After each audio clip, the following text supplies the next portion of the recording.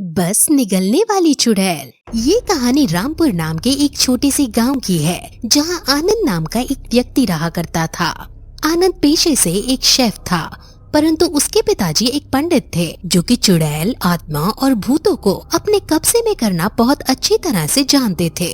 बस इसीलिए आनंद भी थोड़ा निडर किस्म का व्यक्ति था और वह भी भूत प्रेतों को अपने कब्जे में करना जानता था। क्योंकि आनंद पेशे से एक शेफ था, इसलिए उसको रात में होटल से घर जाना होता था।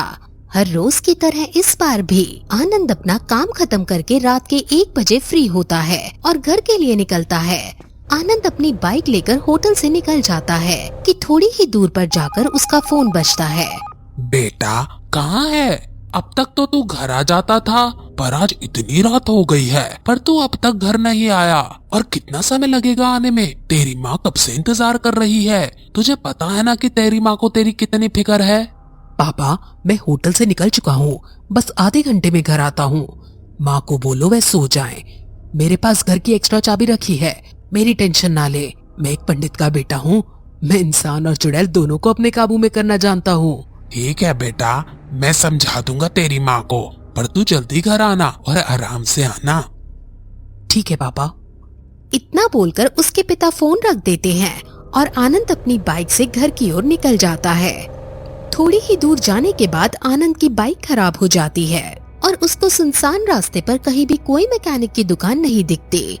वो पैदल थोड़ी दूर जाता है, जहाँ उसको एक दुकान नजर आती है, पर वो बंद होती है क्योंकि रात बहुत ज्यादा हो चुकी होती है, इसलिए उसे कोई मैकेनिक भी नहीं दिखता। जिसके बाद आनंद खुद से बोलता है, शिट, इस बाइक को भी आज ही खराब होना था, अब घर कैसे जाऊं?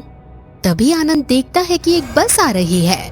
बस का नंबर देखकर आनंद खुद से बोलता है, आज बस से ही घर चला जाता हूँ, बाइक कल ठीक करवा लूंगा। वैसे भी ये बस मेरे गांव से होके ही जाएगी। इतना बोलकर आनंद बस को रोकता है और बस में बैठ जाता है। बस में बैठे सभी लोग आपस में बातें करते हुए जा रहे थे।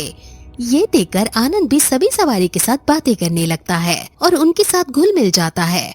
थोड़ी दूर जाकर उन सबके साथ एक अजीब सा हादसा होता है और बस अपने आप एक कच्चे रास्ते की ओर मुड़ जाती है। ये देखकर सभी सवारी डर जाते हैं और ड्राइवर से बोलते हैं, ड्राइवर, ये आपने बस को किस साइड मोड़ दिया है? आप भूल गए हैं कि ये कच्चा रास्ता मौत की ओर जाता है। इस रास्ते पर चुड़ैल है जो पूरे बस को निगल जाती है।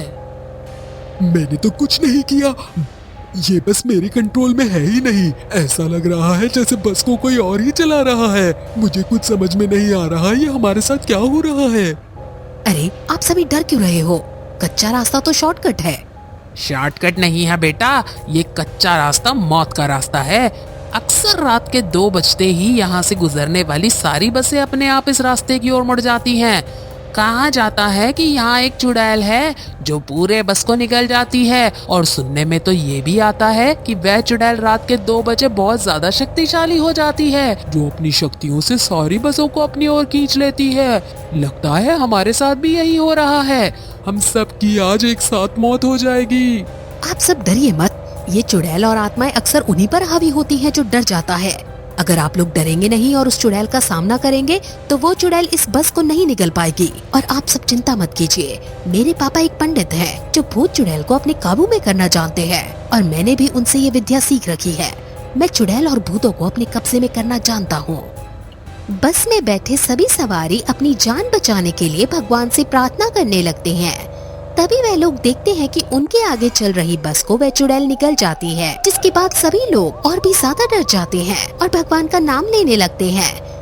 तभी आनंद अपने बैग में से गंगा जल, रुद्राक्ष की माला और सिंदूर निकालता है और सभी को बस में एक जगह इकट्ठा करके उनके चारों तरफ एक घेरा बना देता है, और खुद अपने हाथों में गंगा जल और रुद्राक्ष की माला लेकर बस के दरवाजे पर खड़ा हो जाता है। जैसे ही बस को निकलने के लिए चुड़ैल आती है, आनंद उस चुड़ैल के ऊपर गंगा जल छिड़क देता है, जिससे वह चुड़ैल तड़पने लग जाती है और आनंद से बोलती है, कौन है तू? तेरी इतनी हिम्मत कि तूने मुझे चोट पहुंचाई। मैं तुझे नहीं छोड़ूंगी। अब मैं पहले तुझे निकलूंगी, उसके बाद इस बस को निकलूंगी। मेरे होते हुए ना तो तू इस बस को निकल सकती है और ना ही मुझे। आज मैं तुझे मुक्ति दिला दूंगा, उसके बाद यहाँ से सारी बसें आराम से जा सकेंगी। अब लोग रात में घर जाने से डरा नहीं करेंगे। अब तो किसी का कुछ नहीं बिगाड़ सकते। इतना बोलकर आनंद एक बार फिर उसके ऊपर गंगा जल छिड़कता है और कुछ मंत्र पढ़ता है और चुड़ैल कमजोर होकर नीचे गिर जाती है, जिसके बाद आनंद उसके ऊपर रुद्राक्ष की माला और सिंदूर डाल देता है और चुड़ैल भस्म हो जाती है। ये देखकर बस में बैठे सभी लोग बहुत खुश होते हैं और पीछे से आ रही बस भी अपने आप रुक जाती है। बस में बैठे सभी यात्री उतरकर आनंद को धन्यवाद करते हैं, जिसके बाद आनंद और बाकी सब लोग हंसते हुए अपने घर जाते हैं।